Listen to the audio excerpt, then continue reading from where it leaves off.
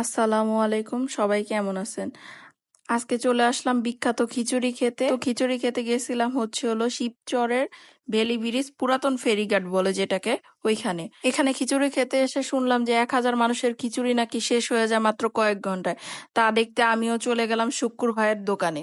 দোকানে যে কি পরিমাণ ভিড় হয়, মিনিমাম 1 ঘন্টা দাঁড়ায় থাকার পরে মানে বসার মতো জায়গা পাইছি। দোকানের অবস্থা দেখে তো বুঝতেই পারতেছেন যে কি পরিমাণ মানুষ আর কি পরিমাণ ভিড় হয়। কি খবর শিবচরবাসী, কেমন আছেন সবাই? তা চলেন প্রথমে দেখে নিই তাদের খাবারে আসলে কি কি আছে। তাদেরকে আমি একটু বলতেছিলাম যে ভাইয়া একটু আপনাদের একটু হাঁড়িটা একটু খুলে দেখান তো কি কি আছে। তো একটা ভাইয়া আসলে দেখাচ্ছিল যে এই যে দেখেন আমাদের তেহারি, এই কিছুক্ষণ আগে মাত্র ডেকটা নামাইছি, দেখেন এর মধ্যেই বিক্রি হয়ে গেছে আমাদের। তারপরে আবার দেখলাম তাদের খিচুড়িটা, আবার মাশাআল্লাহ এক ড্যাগে প্রায় 90 জনের মতো মানুষের রান্না হয়। আপনাদের কি বিকাল 4টার দিকে আসলে কি পুরো রান্না দেখা যাবে? রান্না দেখা যাবে কয়টার দিকে আসলে? রান্না দেখা যাবে কয়টার দিকে আসলে? 4টা থেকে শুরু। প্রতিদিন আপনাদের প্রায় কত ড্যাগ যায়? 10-12 ড্যাগ, 15 ড্যাগও যায়। ঈদের সময় একটু বেশি হয়। এই তাই সবচেয়ে বিখ্যাত শুকুর ভাইয়ের কাছে। ভাই আপনার এই দোকানের ঠিকানা যদি কেউ যদি আসতে চায় তাহলে কিভাবে আসবে? এটা হলো মাদারীপুর শিবচর পুরাতন ফেরিঘাট কাওড়াকান্দি। আচ্ছা, এটা ওইখানে কি রান্না হচ্ছে? দুধ গুলা হইতেছে।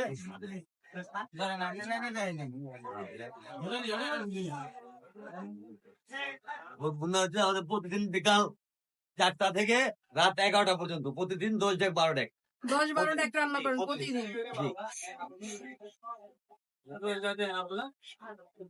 প্রতিদিন বিকাল 4টা থেকে রাত 11টা। রাত 11টা পর্যন্ত। তারপর অনেকক্ষণ দাঁড়ায় থাকার পর ভাবলাম যে কি করব, নিজের ভিডিও একটু নিজে একটু করি। সবকিছু ঘুরায় ঘুরায় আর কি আপনাদের দেখাচ্ছিলাম। এই যে দেখেন তাদের এখানে কত মানুষ হয়, মানে দাঁড়াবার পর্যন্ত জায়গা নেই, এত মানুষ হয়। মানে বিকাল থেকে শুরু হয়। আর এই জন্য আমরা হঠাৎ করে প্ল্যান করে বের হয়েছি যে আজকে আমরা শুক্র ভাইয়ের খিচুড়ি খেতে পুরান ঘাটেই যাব।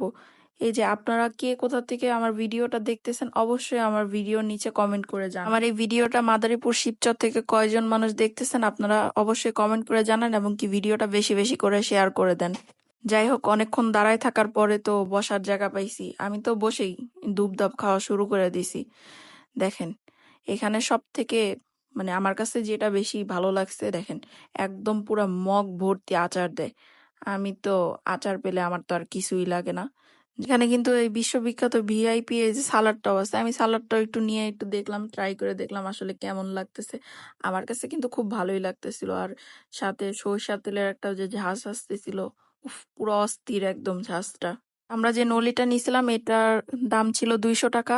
আর এটা নিয়ে আমি আবার একটু মজাও করতেছিলাম, একটু হাসতেছিলাম। এই যে আমার ক্যামেরাম্যান, সেও একটু হাসতেছিল। এ, মুখে দাও মুখে দাও আপু। আর কি মুখে দিব, আমি বলছি আমার তো দাঁতই ভেঙে যাবে, একটু ছিঁড়ে ছিঁড়েই খাচ্ছি। আর খিচুড়ির দামটা ছিল হলো 120 টাকা। দাম দাম হিসাবে কিন্তু তারা খিচুড়িতে কিন্তু মাংস অনেক বেশি দেয়। আমি সন্ধ্যার দিকে গেছিলাম, তাতেই যে পরিমাণ ভিড় ছিল, আমি 1 ঘন্টা দাঁড়ায় থাকার পর মানে বসতে পারছি। খাবার শেষে যখন বিল দিতে গেলাম তখন দেখলাম কার্ডেও পেমেন্ট করা যায় এখানে টাকা। শুধু মানুষ খায় না, আবার বাসার জন্য আবার নিয়েও যায়। এই তো ঈদের 4র্থ দিন গেছিলাম, আমি জিজ্ঞাসা করতেছিলাম যে ভাইয়া আজকে কত ডেক খিচুড়ি বিক্রি করছেন, বলতেছে আজকে আমরা 30 ডেক খিচুড়ি বিক্রি করছি।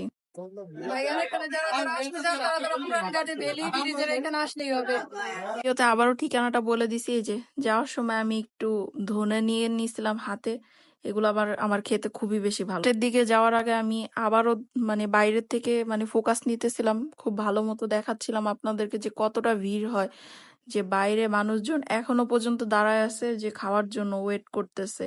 যাই হোক, আজকের মতো সবাই ভালো থাকবেন, এবং কি ভিডিওটা বেশি বেশি করে শেয়ার দিয়ে দিবেন, এবং কি কে কোথা থেকে দেখতেছেন অবশ্যই ভিডিওর নিচে কমেন্ট করে জানাবেন। আজকের মতো এখানে শেষ করতেছি, সবাই ভালো